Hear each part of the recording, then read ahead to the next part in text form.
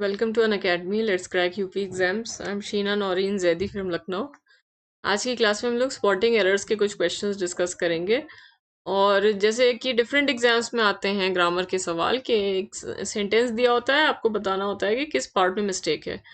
और इस चैनल पे आप फ्री क्लासेस सब सब्जेक्ट्स की देख सकते हैं और लाइव होती हैं। आप बाद में रिकॉर्डिंग भी देख ही सकते हैं, जैसे यूट्यूब का कोई भी वीडियो होता है। और इंग्लिश की जो क्लास है वो रोज़ 9:30 बजे रात में होती है, लाइव क्लास होती है। लेकिन हाँ, अभी कुछ दिन से ये रिकॉर्डिंग्स आप देख रहे हैं, क्योंकि अभी थोड़ा सा लाइव क्लास में नेटवर्क का यहाँ इशू है।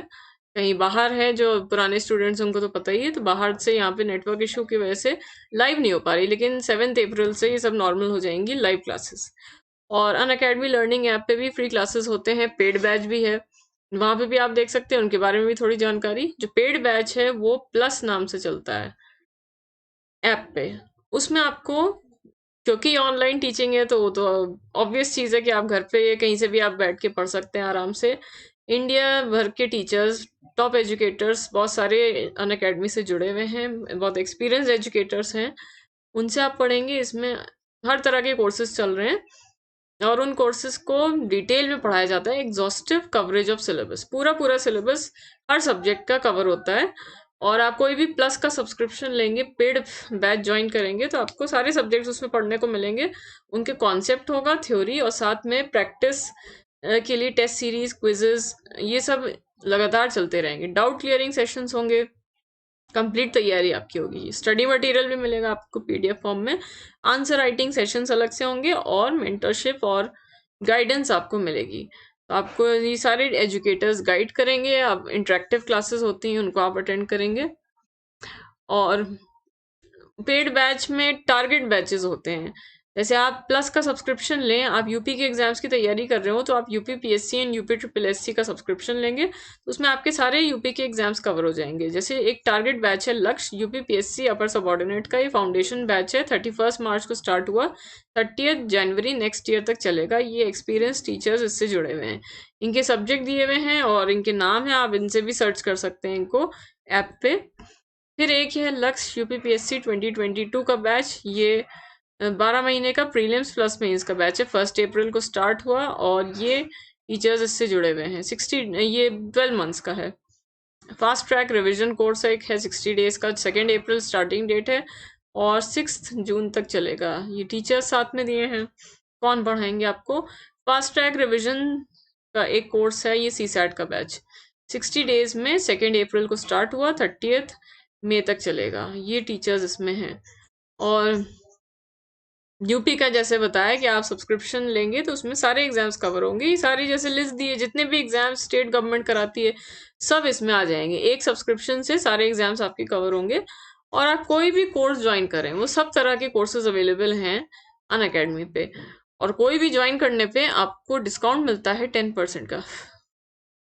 10% का डिस्काउंट है। ये रेफरल कोड आपको लिखना होगा SZ10, रेफरल कोड से डिस्काउंट मिलेगा SZ10। कोई भी कोर्स ज्वाइन करने पे, किसी भी टीचर से पढ़ना हो और कितने भी ड्यूरेशन का हो, तो इससे 10% डिस्काउंट है। 10% क्रेडिट्स के थ्रू भी है, वॉच मिनट्स के थ्रू। और ड्यूरेशन देख लीजिए क्या है, 1 महीने से 2 साल तक की ऑप्शन है कि आप कितने टाइम के लिए ज्वाइन करना चाहेंगे। डिस्काउंट तो हर किसी पे है। और एक चीज़ और है कि आप फ्री क्लासेस अन अकेडमी ऐप पे कैसे करें इंग्लिश के। तो आप यूपी के कैटेगरी में सर्च कर लीजिएगा नाम शीना नौरीन, प्रोफाइल को फॉलो कर लीजिएगा, उससे आपको नोटिफिकेशन आ जाया करेंगे।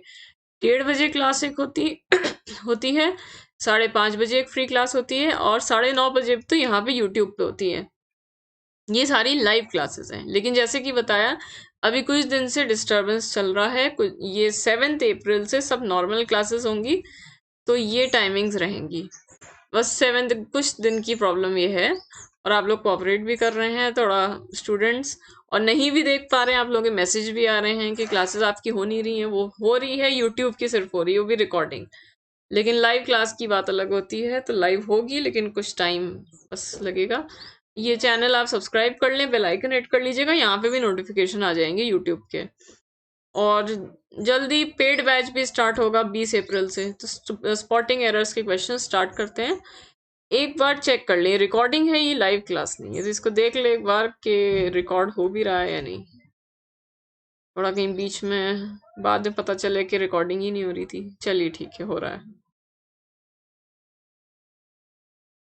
ऐसे तो रोज लाइव क्लास होती है इस टाइम। स्पॉटिंग एरर, सब स्टार्ट करते हैं। फर्स्ट क्वेश्चन, आप लोग आंसर तो करिए, खुद तो आप लोग जज करिए कि आप लोग सही कर रहे हैं, नहीं फिर डिस्कस करते चलेंगे। This is different to what I am use to. Error बतानी है किसमें, सभी आज एरर के सवाल हैं।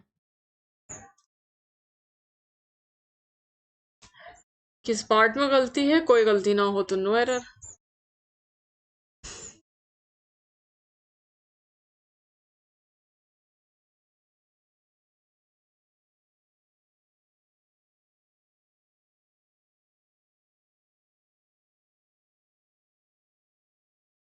This is different to what I am use to. Use to होने का मतलब एक होता है किसी चीज की आदत होना, ये उससे अलग है जिस चीज की मुझे आदत है। जिस चीज की आदत है मुझे, ये उस चीज से अलग है ये। तो यूज टू तो ठीक है, आई एम यूज, जैसे कहें कि अब तो यूज टू हो गए हैं इसके। अब तो खराब इंटरनेट के यूज टू हो गए हैं कि खराब इंटरनेट आ रहा है, अब आदत पड़ गई है, अब ज्यादा बुरा नहीं लगता, आदत हो गई है। तो यूज टू का यूज ठीक है, लेकिन डिफरेंट, गलती यह है कि डिफरेंट के साथ टू नहीं आएगा। फिक्स प्रेपोजिशन है, फ्रॉम लाइए। वैसे डिफरेंट के साथ फिक्स प्रेपोजिशंस होते हैं टू, देन और फ्रॉम, तीन होते हैं। लेकिन इंडियन बुक्स में सिर्फ फ्रॉम ही को सही माना गया, और इंडियन एग्जाम में भी इसको ही सही मानते हैं। आपको यहाँ के एग्जाम देने हैं, कोई आप सिर्फ स्पोकन इंग्लिश सीख रहे हो तो आपका चल जाएगा टू या फ्रॉम भी, लेकिन आपको एग्जाम का फॉलो करना है तो फ्रॉम करिए।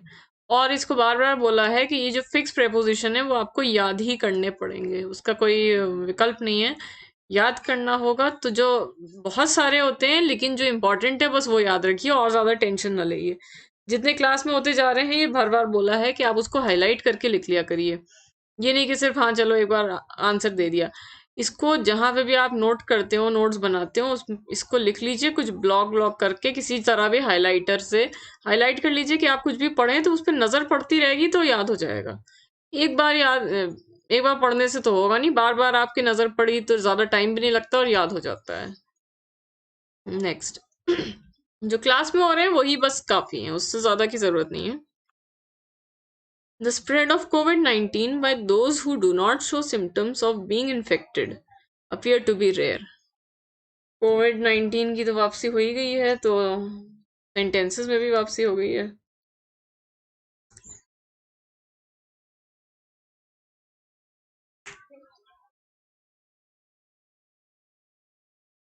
The spread of COVID-19 by those who do not show symptoms of being infected appear to be rare.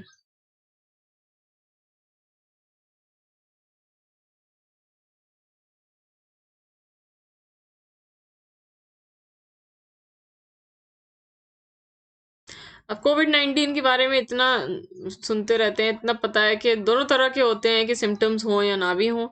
कोई खांस रहा है, छींक रहा है तो उससे दूसरे को लग गया। लेकिन एक होता है कि खांसना छींकना नहीं भी हो रहा, लेकिन दूसरे को वो ट्रांसफर कर सकता है वो बीमारी। तो लेकिन कैसे करता है, कम होता है। The spread of COVID-19 by those who do not show symptoms, ऐसे लोग जिनको वो लक्षण नहीं दिखाई दे रहे बीमारी के, वो भी दूसरे को वो इन्फेक्ट कर सकते हैं, लेकिन कम होता है, रेयर है ये चीज। देखिए अब सब्जेक्ट क्या है, सब्जेक्ट के हिसाब से वर्ब आता है, कर्ता के अनुसार क्रिया बदलती है। सब्जेक्ट है spread, the spread of COVID-19 by those who do not show symptoms. जो स्प्रेड है वो रेयर है। जो स्प्रेड है ऐसे लोगों के द्वारा जिनको सिम्टम्स नहीं है, वो रेयर है। तो रेयर किसको कह रहे हैं, स्प्रेड को। सिंगुलर है ये, स्प्रेड अनकाउंटेबल है। सिंगुलर के साथ, जब ये अनकाउंटेबल नाउन के साथ वर्ब सिंगुलर आएगा तो अपियर नहीं होगा, अपियर्स होगा। Appears to be rare. जैसे आप कहें रोहित अपियर्स, रोहित अपियर या अपियर्स टू बी हैप्पी, मतलब ऐसा लगता है कि रोहित हैप्पी है, ऐसा लगता है कि रोहित खुश है। तो रोहित एक व्यक्ति है, तो सिंगुलर है, सिंगुलर के साथ एस लग जाएगा। अपीयर टू बी हैप्पी नहीं, अपीयर्स, वही चीज यहाँ करनी थी, अपीयर में गलती थी। स्प्रेड के अकॉर्डिंग। अगला सवाल तीसरा, the story books that I was planning to buy for my little niece they seem fit for her age. अब इसमें क्या मिस्टेक?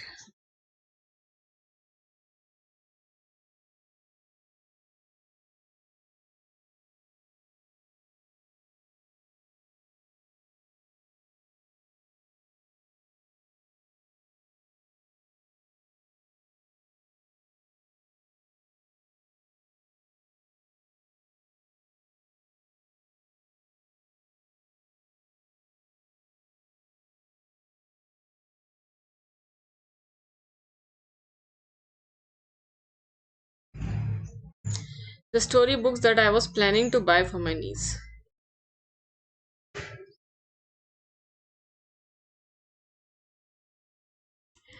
देखिए सब्जेक्ट फिर ढूंढिए क्या है, स्टोरी बुक्स, ये the story books that I was planning to buy for my little niece, वो वाली कहानी की किताबें जो मैं अपनी छोटी नीस के लिए, मतलब भांजी या भतीजी के लिए प्लान कर रहा था लेना, वो फिट लग रही है उसकी एज के लिए, कि जो मैं छोटी बच्ची के लिए जो कहानी की किताबें सोच रहा था लेने की, वो उसकी एज के लिए फिट लग रहे हैं। तो सब्जेक्ट है स्टोरी बुक्स, ये सब तो उसका डिस्क्रिप्शन है, कौन सी वाली स्टोरी बुक्स जो मैं प्लान कर रहा था लेना। तो आप सेंटेंस को छोटा करिए, उसका जो डिस्क्रिप्शन है, उसका वर्णन दे रहे हैं, उसको हटाएं। बस आप इतना देखिए, द स्टोरी बुक्स के बाद देखिए द स्टोरी बुक्स, उसका डिस्क्रिप्शन छोड़ें, उसके बाद देखिए क्या होगा, the story books they seem fit. क्या ये करेक्ट है? The story books they seem fit for or age, subject तो आ ही चुका स्टोरी बुक्स, तो फिर ये दे क्यों आया, ये फालतू हो गया, ये गलत है। सब्जेक्ट ऑलरेडी आ गया है, सब्जेक्ट के बाद तो वर्ब आता है, तो वर्ब ये हो गया seem. The story books seem fit for or age, ये हुआ, तो दे हटा देंगे, सी में मिस्टेक है, सी में गलती है। अगला सवाल fourth, the committee said that the problem should identify and be resolved at the earliest.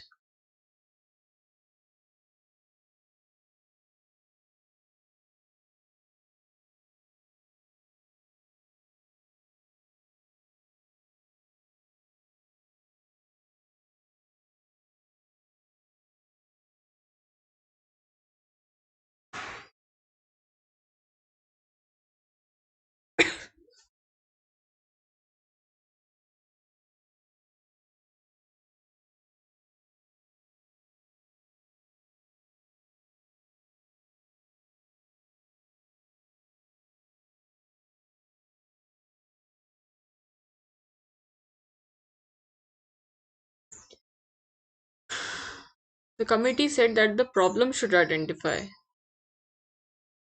देखिए कमिटी ने कहा कि प्रॉब्लम को आइडेंटिफाई करना चाहिए, प्रॉब्लम सब्जेक्ट हो गया, उन्होंने कहा कि प्रॉब्लम आइडेंटिफाई करें, पहचाने और उसको रिजॉल्व करें तुरंत, मतलब उसको प्रॉब्लम को सॉल्व किया जाए, तुरंत सॉल्व किया जाए, ये कह रहे हैं। तो यहाँ पे होना चाहिए, सवाल में ही इसका जवाब छुपा हुआ है। देखिए यहाँ पे जो सी आंसर है, उसकी वजह से पता चल रहा है कि बी में गलती है। बी में गलती ये है कि प्रॉब्लम किसी को नहीं पहचानेगी, प्रॉब्लम किसी को नहीं पहचानेगी, प्रॉब्लम को पहचाना जाए, प्रॉब्लम को किसी के द्वारा पहचाना जाए। दिस मीन्स कि ये पैसिव वॉइस में होना चाहिए, पैसिव वॉइस में होना चाहिए था कि प्रॉब्लम को पहचाना जाए और सुलझाया जाए, तो इसीलिए होना चाहिए द प्रॉब्लम के बाद आएगा पैसिव वॉइस में शुड बी आइडेंटिफाइड, ये होगा the problem should be identified and be resolve, ये सही है। तो आंसर इसीलिए ये, प्रॉब्लम किसी को पहचान नहीं सकती, प्रॉब्लम तो व्यक्ति तो है नहीं कि वो पहचानने का काम करे, प्रॉब्लम को पहचाना जाए। अगला सवाल, I kept my jeans here in the morning but can't find it now.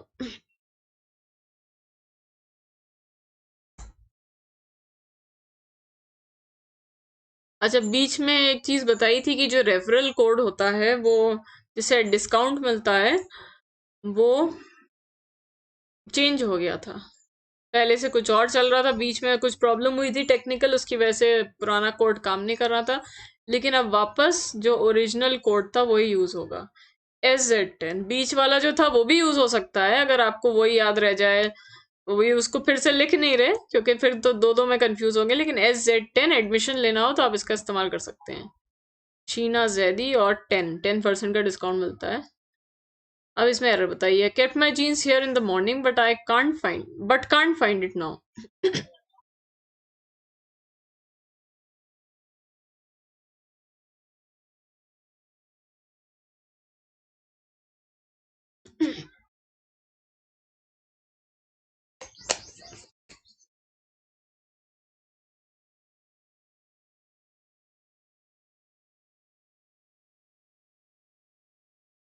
मैंने अपनी जीन्स यहाँ मॉर्निंग में रखी थी, सुबह रखी थी, लेकिन अब मुझे वो मिल नहीं रही है। तो यहाँ रखी थी लेकिन अब नहीं मिल रही।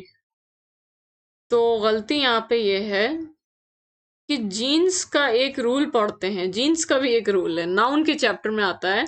जीन्स अकेला नहीं है, लेकिन scissors, pants, trousers, sunglasses, binoculars, scales, shears, bellows, ऐसे वर्ड्स हैं, टोंग्स। तो उन सबका कुछ रूल है।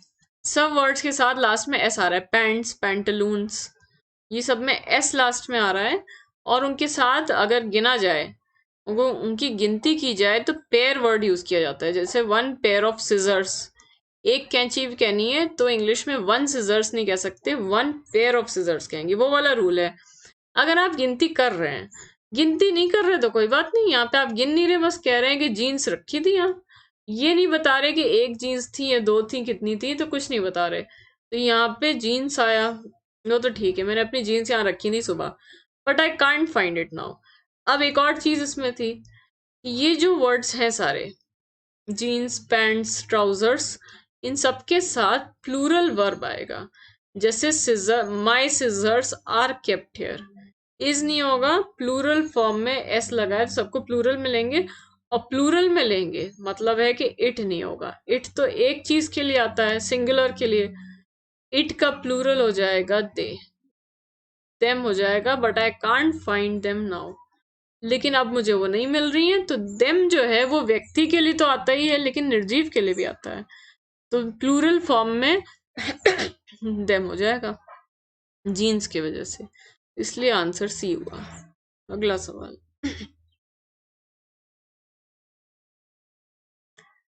सिक्स्थ,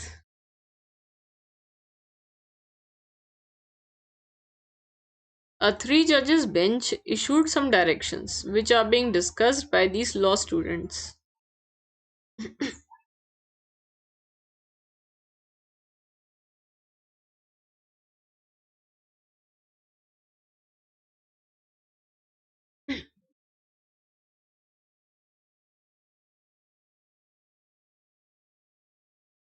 अलग अलग चैप्टर्स से रिलेटेड सवाल हैं।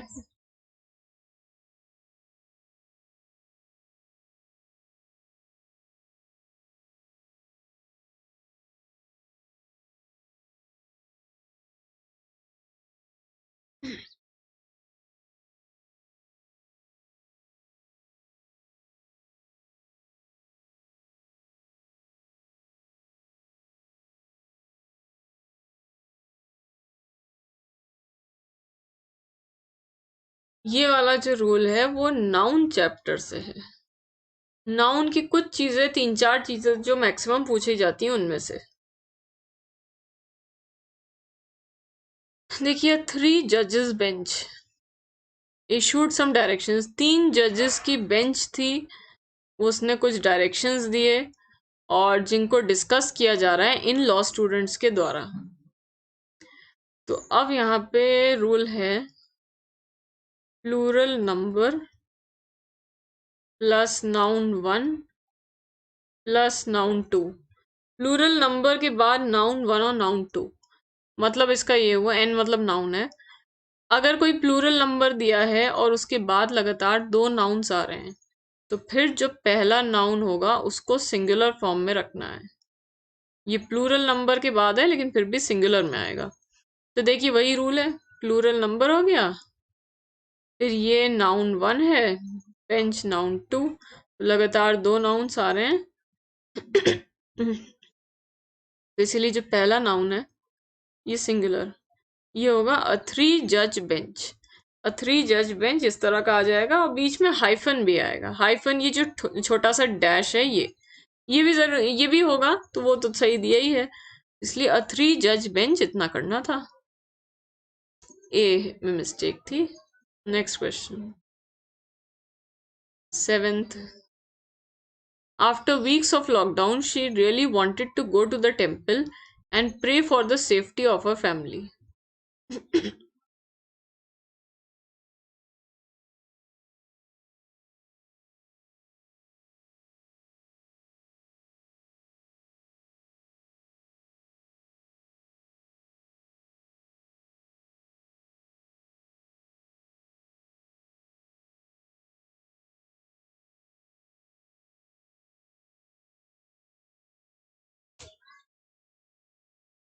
अब लॉकडाउन और कोरोना छाया हुआ है सवालों में।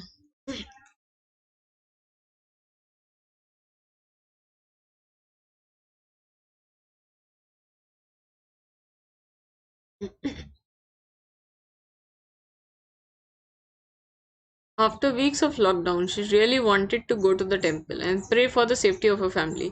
अभी नाउन से रिलेटेड सवाल था, अब ये है आर्टिकल से रिलेटेड। मतलब इसका क्या हुआ कि लॉकडाउन में कई हफ्ते बीतने के बाद, कई हफ्ते के लॉकडाउन के बाद she really wanted to go to the temple, वो बहुत ज़्यादा चाह रही थी कि मंदिर हो आए, जिससे वो अपनी फैमिली की सेफ्टी के लिए पूजा कर पाए। तो मंदिर होके आना चाह रही थी कि अब से, क्योंकि लॉकडाउन में तो जा नहीं पा रहे थे लोग कहीं भी, तो धार्मिक जो स्थल थे वो भी बंद थे, रिलीजियस प्लेसेस सभी कुछ बंद था। तो उसको ये हुआ मन कि अब चलो जब सब खुल गया तो मैं मंदिर जाऊं, और किस काम से, प्रे करने के लिए। ये वो रूल है temple, church, mosque, school, college, university, इससे रिलेटेड रूल। और रूल क्या था, इन प्लेसेस पे, जो school, college, university, temple, church, ये जो सारे प्लेसेस हैं, अगर इनका जो प्राइमरी पर्पस है, जो इन जगहों का असली काम है कि किस लिए हम लोग जाते हैं इन जगहों पर, ओरिजिनल काम जो है इन जगहों का, अगर उसी काम से कोई विजिट कर रहा है इन्हें, उसी काम से जाएं, तो फिर आर्टिकल नहीं आएगा, नो आर्टिकल। अगर उसी पर्पस से जाएं, तो यहाँ पे क्या पर्पस है, जैसे स्कूल, कॉलेज, यूनिवर्सिटी कोई पढ़ने के लिए जा रहा है, एज अ स्टूडेंट जा रहा है, तो आर्टिकल नहीं होगा। और किसी काम से जाएंगे तो फिर होगा आर्टिकल। टेम्पल, अगर किसी कोई पूजा करने जा रहा है मंदिर, तो फिर आर्टिकल नहीं होगा। और कोई काम हो, जैसे कोई वहां पे घूमने जाए, जैसे मंदिर बड़े फेमस, बड़े सुंदर आर्किटेक्चर होता है, तो बाहर से लोग आते हैं, कि अंग्रेज लोग आ रहे हैं घूमने, फॉरेनर्स आ रहे हैं, तो अब वो पूजा करने के इरादे से नहीं, बस ऐसे घूमने के लिए आ रहे हैं, कि देखने के लिए कि बड़ी फेमस जगह है, कैसी घूमने के इरादे से आए, तो वहां पे आर्टिकल फिर आएगा। जो असली काम है उसके लिए नहीं आएगा, तो ये तो पूजा करने जा रही है, तो इसीलिए यहाँ पे द नहीं होगा, बी पार्ट में mistake. Next, 8th। Your friend says that he did not understand that what you meant when you frowned on him. अब इसमें बताइए।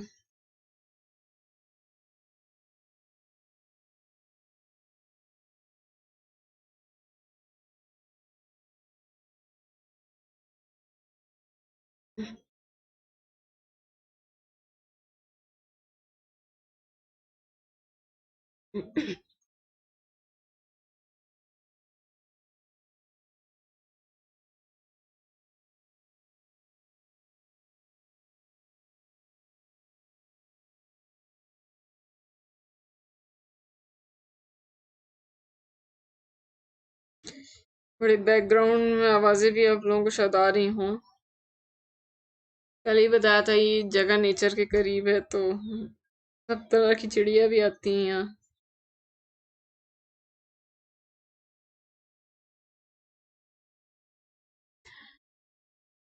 देखिए, your friend says that he did not understand that what you मेंट, ये conjunction chapter से related है। ए में mistake, बहुत आसान सा रूल। वो रूल ये है कि जो WH वर्ड होते हैं, why, where, when, what, who, whom, how, how भी उसमें आता है जबकि डब्ल्यू एच से शुरू नहीं हो रहा। जो क्वेश्चन वर्ड्स हैं डब्ल्यू एच वर्ड, इनके पहले दैट नहीं आता तो ये हटा दीजिए। Your friend says that he did not understand what you meant when you frowned on him. Frown on का मतलब होता है किसी चीज को नापसंद करना, नापसंद करना, डिसअप्रूव करना। तो तुम्हारा दोस्त कह रहा है कि उसको समझ में नहीं आया कि तुम क्या कहना चाह रहे हो जब तुमने उसकी बात को या उसे नापसंद किया। तुम मतलब तुम्हारा मतलब था क्या, जैसे तुम क्यों नापसंद कर रहे हो उसे समझ में नहीं आया। दैट हटा दें, सब सही। कंजंक्शन चैप्टर में ही पढ़ते हैं। Do you know that Sunita is the older of the is the Elder of the two sisters. अब इसमें एरर बतानी है।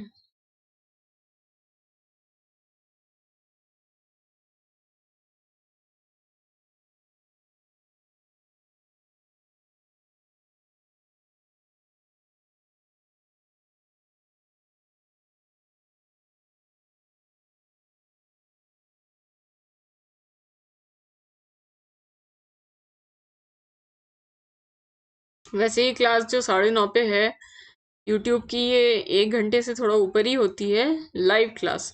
लेकिन ये रिकॉर्डिंग जो है, ये जो आप इतने 2-3 दिन से 3-4 दिन से देख रहे हैं और आगे भी 1-2 दिन देखेंगे, वो थोड़ी छोटी होगी। क्योंकि अपलोड करना होता है वीडियो रिकॉर्ड करके, तो वो ज़्यादा, और नेटवर्क का इशू है ही, थोड़ी कम ही रख रहे हैं कि ज़्यादा जितना बड़ा वीडियो उतना मुश्किल अपलोड करना। मोबाइल डेटा से वो भी करना है, वाईफाई भी नहीं है यहाँ। देखिए, do you know that Sunita is the Elder of the two sisters. बिल्कुल सही है, कोई मिस्टेक नहीं। ओल्डर मुंह से निकल गया था तो आप लोग शायद ओल्डर समझ रहे हो। ओल्डर भी सही है, वो भी करेक्ट है। देखिए, एल्डर में क्या है, एल्डर फैमिली के लिए ज्यादातर आता है, जैसे Elder brother, Elder sister. Elder के साथ बताया फैमिली के लिए आएगा, और इसके बाद कोई जरूरी है कि कोई नाउन आए, कोई नाउन होना चाहिए इसके बाद। और टू नहीं आता, एल्डर के बाद टू यूज नहीं होता है, वो बहुत कॉमन मिस्टेक है। He is elder to me ऐसे नहीं कहेंगे, नाउन होना चाहिए, लेकिन यहाँ तो आया नहीं नाउन। लेकिन एक और रचना होती है कि एल्डर के बाद ऑफ वाली रचना ला सकते हैं, एल्डर ऑफ द टू ऐसे कह सकते हैं। अब इसकी भी कुछ वजह है, लंबी चौड़ी वजह है कि क्यों ये हो गया। अब वैसे तो वजह जानने की जरूरत है नहीं, कि थोड़ा हाई लेवल का भी हो जाएगा कि ये सही कैसे हो गया। आप सीधे इतना याद रख सकते हैं कि एल्डर के बाद सीधे नाउन लाइए, एल्डर ब्रदर, एल्डर सिस्टर, या एल्डर के बाद ऑफ ले आइए। या दूसरी वजह आप शॉर्ट में जल्दी से बता देते हैं, एल्डर के बाद कोई नाउन आना चाहिए। इस सेंटेंस का मतलब क्या है, do you know that Sunita is the Elder of the two sisters. Elder of the two sisters जब आप कह रहे हैं, this means Elder one of the two sisters, ये मतलब इसका हुआ। Elder of the two sisters का मतलब है एल्डर वन, दोनों बहनों में से ज्यादा बड़ी वाली बहन है, एल्डर वन। अब वन क्या है, वन जो यहाँ आ रहा है वो प्रोनाउन के रूप में आ रहा है। वन यहाँ पे प्रोनाउन के रूप में आ रहा है। प्रोनाउन का काम क्या होता है, नाउन की जगह आना, नाउन को रिप्लेस करता है कि नाउन बार बार ना आए। तो मतलब है कि ये नाउन की जगह आया, तो एक तरह से यहाँ नाउन ही तो आ गया। यहाँ पे जब प्रोनाउन आ रहा है तो मतलब वो नाउन की जगह पर आ रहा है। तो एक तरह से एल्डर के बाद नाउन आया है। और वन इस तरह का प्रोनाउन है जिसको छुपाया भी जा सकता है। तो वन ऐसा नाउन प्रोनाउन है जिसको छुपा सकते हैं। तो एक तरह से यहाँ पे घूम फिर के नाउन आ रहा है, सिस्टर कहना चाह रहे हैं, Elder sister of the two sisters, ये मतलब इसका है। तो घूम फिर के वहां पे नाउन छुपा है। ये लंबा चौड़ा रीजन है, और शॉर्ट में अब जल्दी जल्दी बताने में और कंफ्यूज करने वाला है। तो आप सीधे ही समझ सकते हैं कि एल्डर के बाद ऑफ वाली रचना ठीक है, चाहे नाउन लाइए, सीधे इतना समझ लीजिए। और अभी क्योंकि शॉर्ट में डिस्कस करते हैं तो इतनी बिल्कुल शॉर्ट में ही समझाया। तो और प्लस में वैसे डिटेल में सब कुछ पढ़ते हैं हम लोग। 10th question, he was really depressed howsoever he was trying to concentrate on his work.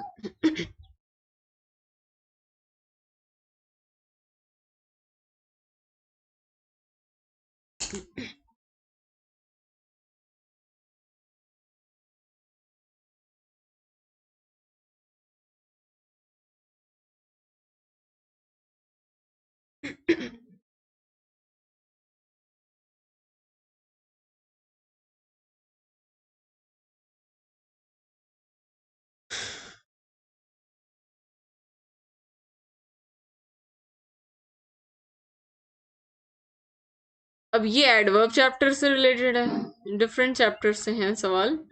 He was really depressed, depress तो पता ही होगा, सैड। तो सच में बहुत उदास था। हाउस एवर, वो कोशिश कर रहा था कि अपने काम पे ध्यान दे, काम पे फोकस करने की कोशिश कर रहा था। तो हाउस एवर यहाँ नहीं होना चाहिए। हाउस एवर का मतलब होता है कितना भी। हाउस एवर का मतलब है कितना भी। कितना भी नहीं है, यहाँ पे होना चाहिए हाउएवर, फिर भी। हाउएवर होगा, वो डिप्रेस था, उदास था, फिर भी वो कोशिश कर रहा था काम पे फोकस करे। फिर भी कोशिश कर रहा था कि काम पे फोकस करे, इसलिए बी में मिस्टेक थी। हाउएवर हो जाएगा हाउस एवर की जगह। Next 11th, seldom he thought about leaving the country and living in the USA with his brother.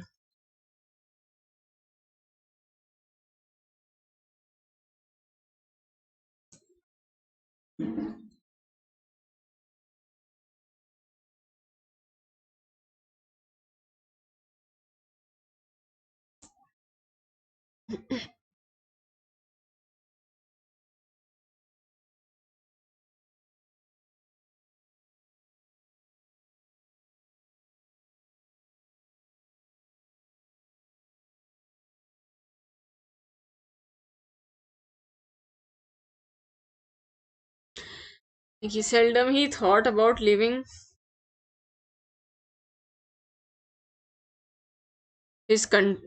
the country and living in the USA. USA के पहले दा आता है, यूएसए यूके के पहले दा आता है। आर्टिकल में रीजन किया था, प्लस के क्लास में किया था कि क्यों आता है, तो दा लगाएंगे वो ठीक है। सेल्डम ही थॉट, सेल्डम का मतलब होता है रेयरली, कभी कभार। देखिए सेल्डम सेंटेंस की शुरुआत में आ सकता है, स्टार्टिंग में आ सकता है, लेकिन फिर आपको इन्वर्जन करना होगा। फर्स्ट पार्ट में इन्वर्जन करिए। इन्वर्जन का मतलब है कि हेल्पिंग वर्ब जो है वो सब्जेक्ट के पहले आएगा। सेंटेंस की रचना को सवाल के रूप में बनाइए, क्वेश्चन के रूप में। जैसे सवाल बनता है, राम इज प्लेइंग, राम खेल रहा है। क्या राम खेल रहा है, कहेंगे इज राम प्लेइंग, इस पहले आ जाएगा। बस वही आपको यहाँ करना है। ही थॉट, अब ही थॉट है past indefinite tense. He thought second form past indefinite. तो पास्ट इंडेफिनिट टेंस का इन्वर्जन कैसे होगा, मतलब सवाल कैसे बनता है, डिड प्लस वर्ब की फर्स्ट फॉर्म, ये होता है डिड प्लस फर्स्ट फॉर्म। तो इसीलिए हो जाएगा seldom did he think. Seldom को शुरुआत में रखा तो हेल्पिंग वर्ब पहले आ गया, did he think first form. Seldom did he think about living the country, बहुत ही कभी कभार हुआ कि उसने, या ना के बराबर हुआ कि उसने कंट्री छोड़ने की सोची और अपने भाई के साथ यूएसए में रहने की सोची। अगला सवाल 12th, obese as he is very active and hardworking. Obese का मतलब होता है मोटा, फैट।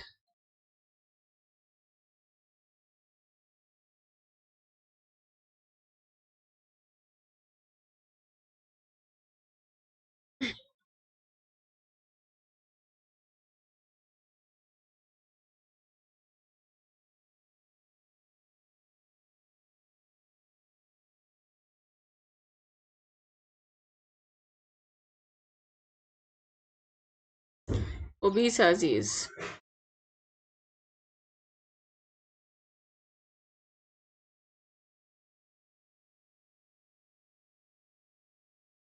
देखिए एस का मतलब होता है क्योंकि। अब अगर ये बोला जाए क्योंकि वो मोटा है इसलिए वो बहुत एक्टिव है और मेहनती है, क्योंकि मोटा है इसलिए बहुत एक्टिव है, ये तो कुछ गलत चीज लग रही है। क्योंकि या तो ऐसे कहते क्योंकि दुबला पतला है इसलिए बड़ा एक्टिव है, बहुत मेहनती है, मेहनत आराम से कर लेता है। जो मोटा है, वेट ज्यादा है, उसको तो प्रॉब्लम होगी थोड़ा, इतना एक्टिव नहीं हो पाएगा, मतलब ज्यादातर जनरल सेंस में। और लेकिन यहाँ पे ये कह सकते हैं कि हालांकि वो मोटा है, ये बोल सकते हैं हालांकि वो मोटा है फिर भी वो एक्टिव है, तब भी बड़ी मेहनत कर लेता है, मतलब मोटापे से कोई प्रॉब्लम नहीं है उसके लिए, वो आराम से करता है काम। तो यहाँ पे यही कहना चाह रहे हैं, बिल्कुल सही है, कोई मिस्टेक नहीं है, नो एरर। देखिए क्यों, एज का मतलब क्योंकि तो होता है, लेकिन कुछ और भी देखा जाता है कि एज रखा किधर है। अगर एज के बाद में एडजेक्टिव आ रहा है, एडजेक्टिव जैसे ओबीस विशेषता बताने वाला वर्ड है, ओबीस क्या है या फैट क्या है, अगर एडजेक्टिव के बाद में एज आ रहा है, नहीं, एज अगर पहले आ रहा है एडजेक्टिव के, तो उस एज का मतलब हो जाता है क्योंकि। और अगर उल्टा है, पहले एडजेक्टिव है बाद में एज, एडजेक्टिव के बाद में एज आ रहा है, तो फिर उसका मतलब हो जाता है ऑल्दो या हालांकि, ऑल्दो या हालांकि। तो यही तो कहना है, हालांकि वो मोटा है फिर भी आराम से काम कर लेता है, मेहनत हो जाती है उससे। तो फैट पहले एडजेक्टिव आया बाद में एज आया, दिस मीन्स कि यहाँ पे ऑल्दो की सेंस दे रहा है ये। हालांकि वो मोटा है फिर भी बड़ा एक्टिव है और बहुत मेहनती है। तो सही था, मिस्टेक नहीं थी इसमें, बिल्कुल सही। नेक्स्ट। अच्छा, और सवाल थे 15 टोटल दिए थे, लेकिन अब उनको यहीं ख़त्म कर रहे हैं क्योंकि यही प्रॉब्लम है, कम तो बहुत की है, सिर्फ 12, लेकिन ये रिकॉर्डिंग है और इसमें अपलोड करने में फिर प्रॉब्लम होगी। यहाँ नेटवर्क का बहुत इशू है, कुछ दिन अब ऐसा चलेगा। 7 अप्रैल से सब नॉर्मल हो जाएगा। उम्मीद है कि 6 अप्रैल को ही क्लास होगी लाइव, लेकिन 7 से तो है ही, सारी लाइव क्लासेस हैं नॉर्मल टाइमिंग्स पे। टाइमिंग्स आप देख लीजिए और आपको क्लास यूजफुल लगी हो, आप लोग वो आप वैसे तो इंटरेक्टिव क्लास होती है, लाइव क्लास ही सही रहती है, लेकिन अब थोड़ी प्रॉब्लम की वजह से रिकॉर्डिंग है। लेकिन आपको यूजफुल लगी हो तो आप लाइक कर दें, और सभी सब्जेक्ट्स की इस चैनल पे क्लासेस होती हैं, सब शेयर आप कर सकते हैं फ्रेंड से। जो इंग्लिश के कोई ऐसा एग्जाम दे रहे हो जिसमें इंग्लिश आती है, तो उनको सभी एग्जाम्स में यूजफुल होगी ये। और आप अन अकेडमी लर्निंग ऐप पे भी यूपी स्टेट की कैटेगरी में नाम सर्च कर लीजिएगा, शीना नौरीन, प्रोफाइल को फॉलो कर लें तो आपको नोटिफिकेशन आ जाएंगे। 1:30 बजे क्लास होती है, 5:30 बजे होती है, ये दोनों फ्री क्लासेस हैं। और 9:30 बजे यूट्यूब की इस चैनल पे लाइव क्लासेस सब होती हैं। सब लाइव क्लास है, बाद में तो देखी जा सकती है, रिकॉर्डिंग मिस हो, चाहे यहाँ की क्लास हो चाहे आपकी हो। और आपको पेड बैच ज्वाइन करना हो, उसमें कंप्लीट तैयारी होगी, मतलब थ्योरी भी प्रैक्टिस भी, unlimited practice, doubt clearing session, study material, notes सब मिल जाएंगे आपको पीडीएफ फॉर्म में। और उसके लिए आपको प्लस का सब्सक्रिप्शन लेना होगा और डिस्काउंट मिल जाएगा, ये कोड है SZ10। इसको इस्तेमाल करके आप किसी भी कोर्स में को ज्वाइन करेंगे तो आप डिस्काउंट आपको मिलेगा, कोई भी टीचर पढ़ाने वाले हो उससे मतलब नहीं है, भले ही वो कोई नीट का सब्सक्रिप्शन ले, कोई आईएएस का, कोई आईआईटी का ले, सब आप यूज कर सकते हैं। SZ10 है और क्रेडिट्स के थ्रू और 10% डिस्काउंट है, और ईएमआई का भी ऑप्शन है, सारे ऑप्शंस हैं। और आप चैनल को भी सब्सक्राइब कर लें, बेल आइकन हिट कर दीजिएगा, उससे आपको नोटिफिकेशन आएंगे, आपको पता चल जाया करेगा कि क्लास कब है। तो नेक्स्ट क्लास में मिलेंगे, और बस एक क्लास और रिकॉर्डिंग में होगी, फिर लाइव क्लासेस हुआ करेंगी जैसे हमेशा होती हैं। तो थैंक यू, नेक्स्ट क्लास में मिलते हैं, गुड नाइट।